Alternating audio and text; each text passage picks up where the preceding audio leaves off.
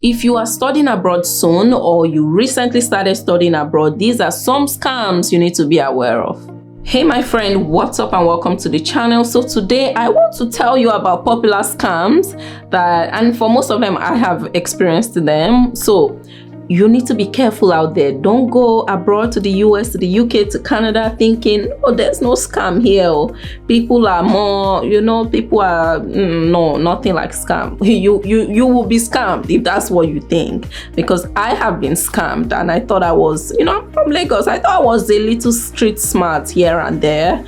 But it turns out I'm not that street smart. So I was scammed. So I just want to make sure you, my friend, do not get scammed, because as an international student that I was broke.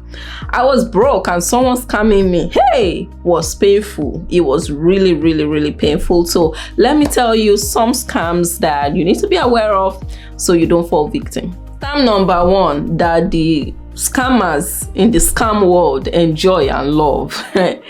And they usually target students and mostly international students. Renting a place on Facebook.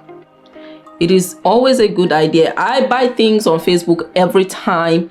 I'm always looking at things on Facebook, but you need to be extra vigilant whenever you want to rent a place on Facebook. And when I say renting a place on Facebook, you know how when you're starting school in the US or Canada, you go on Facebook sometimes, or one person will add you or that other person added you, and you find yourself in a Facebook group. And usually that Facebook group has the name of the school. So let's say you're going to the University of Michigan.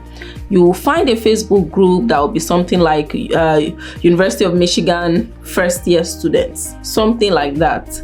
And you think, oh, this has to be for like-minded people that are in the school, people that, you wouldn't think of as scammers. But what you don't realize is a lot of these groups were not even created by students, or were created by students 10 years ago, and now there are more people that may or may not be students within the group. So what typically happens is people will post in those groups and say, hey, I'm leaving my apartment and I would love someone to take over my lease.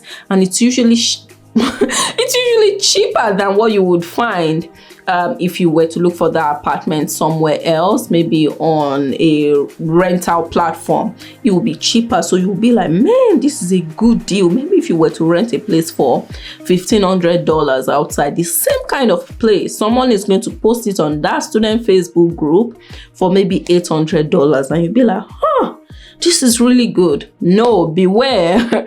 It is not really good. It is not a good deal. You will be scammed. If you find a good deal or what looks like a good deal on a Facebook group, even if you're not in that country yet, ask one of your classmates or friends in the area to go check out the house, confirm who owns it, and you can even figure out who owns it online. But let them confirm who owns it. Let them confirm the agent is not a scammer. Let them just confirm from people that live there, things like that. You need to do a lot of background search when you find rentals through a random Facebook page that you think is a student-led or student-run Facebook page. So another one that a lot of international students fall victim, they see these posts usually on Facebook groups or online somewhere that we are paying this really nice amount per hour for this job.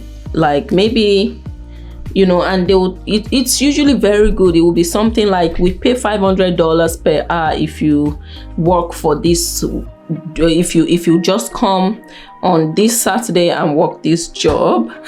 Usually when you get there or before you even show up, sometimes they'll tell you that you need to pay for a training. That training could be $30, and you'll be like, for $500 per hour job, what is $30? It makes sense now. But the truth is, there is no job. They make their money through the training fees you're paying. Imagine 100 people, 1,000 people seeing those job ads and paying the $30. That's really where the scammers make money. So you need to do your background check. You need to ask questions about like, oh, who else has done this job before? Post in your student groups and ask, who has done this job before? I saw it. Is it something I should go after? So you need to be careful out there when you think about like jobs, and usually the pay is always too good to be true. So that's another way international students get scammed. Another way international students get scammed is through Facebook Marketplace, and this is where I was scammed, okay? Whenever you are trying to buy something on Facebook Marketplace and someone tells you, okay, send the payments, I'm almost at your place, I'm delivering it to you, it's a no. No. You have to go there, get the item, you know, check it very well, and then pay the person. Anything that involves you paying anything before you actually see the item is flat out scam. Try to run away from it. Or the other one that is more common with international students is when you are trying to sell something. Say you're trying to sell like your phone, or which is how I was scammed another time.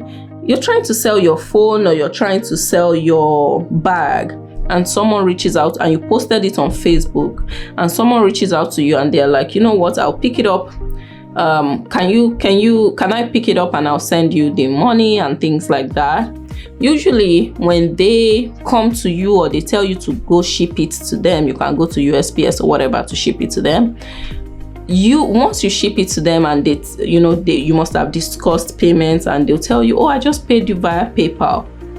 They have ways such that they can reverse the transaction, even though you already sent it to them or you already gave it to them. When you get back home, they've reversed that transaction, and you will not be, it's just a lot of work to ever get that item back or to get your money back. So that's one other way people get scammed. So just be aware, be alert, check very well. If someone pays you through PayPal or something, they will usually send you a screenshot, but it's all fake, and that has happened to me before. Now this one I want to talk about is not really a scam, but you can fall victim, but it's also not a good situation or setup for you. When international students move abroad to study, and usually because you're a student, you're trying to save some money and stuff, a lot of us end up with roommates, right? Or what we call flatmates back home. I'm Nigerian.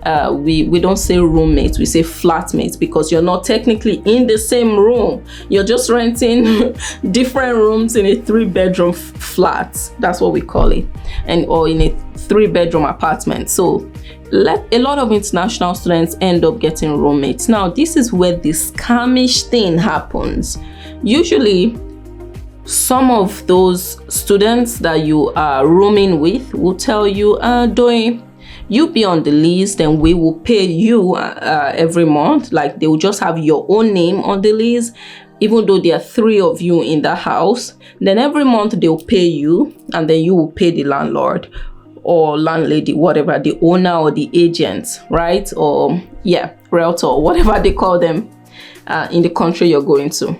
Now, where this scam comes in is sometimes a lot of these students end up not paying you for some months, and because it is your name that is on the lease, you are completely responsible for finding that money and paying the landlord. I hope you understand that.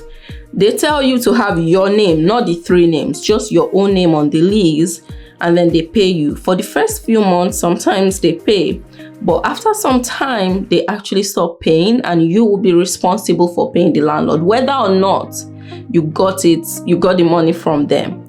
You need to, all of this to say, whenever you're signing any lease, especially with roommates, you need to read the lease very well, and you need to make sure you aren't solely responsible for 3 people. That doesn't make sense, and it usually ends up really bad for international students, because like we're novices, we don't know what's going on, especially if it's your first time in that country. You thought it was a good deal and stuff like that. Never have your name on a lease when it's supposed to be 3 people, or like you being responsible for your roommate is such a bad idea. Okay, last scam, which is popular on the streets of WhatsApp groups, all the kind of groups that you will find on WhatsApp. This is very popular, and that is like money exchange, borrow the change, money exchange scam. So a lot of international students, once you get to the US or Canada, you have family back home. And I am African, and a lot of African countries, we have this idea of like sending money back home. Sometimes if you're working, and if you aren't working, your parents, our parents many times support us till we're older. You know, so many times either you are sending money back home, or people at home are sending you some money to survive in your new country. Now what happens is, for some countries, and I'll use African countries here and Nigeria specifically, it is tough for you to exchange money. And so what happens is a lot of people get into these WhatsApp groups with other Nigerians or other people. If you're Ghanaian, maybe other Ghanaians, and then people are like, hey, I need dollars. Another person is like, I need naira. So you basically do your WhatsApp borrow the change and you do your WhatsApp borrow the change, and when you do that, you send the person dollars, person sends you naira. That's where the scam comes in. A lot of times for international students, and I know so many people that have gone through this, once you send the person the dollars, the person doesn't send you the naira, or they send you a fake alert, or they exit the group and block you completely such that you cannot reach them. And these scams, people have perfected. They, like, even if you form, I do my research, I do my background research, some people will give you their school email abroad, and they don't even have that email, but they'll show you all the proof for you to see that they are legit, but they are still not legit. So you just need to be very aware and make sure you are not making those mistakes. I know people that have lost a lot of money to this specific scam. Once you send them the dollars or you send them the naira, they don't send the dollars, you don't hear from them anymore, they exit the WhatsApp group and they block you for life. Let's talk about this. If you've experienced any scams in the abroad that you think other people should know about, please drop it in the comments. We need to make sure people are aware these things are happening, and so they can take the right precautions. So that's it for today's video. Show your girl some love by giving this video a thumbs up. If you liked it, give it a thumbs up and also subscribe. I'll see you in my next video. Bye.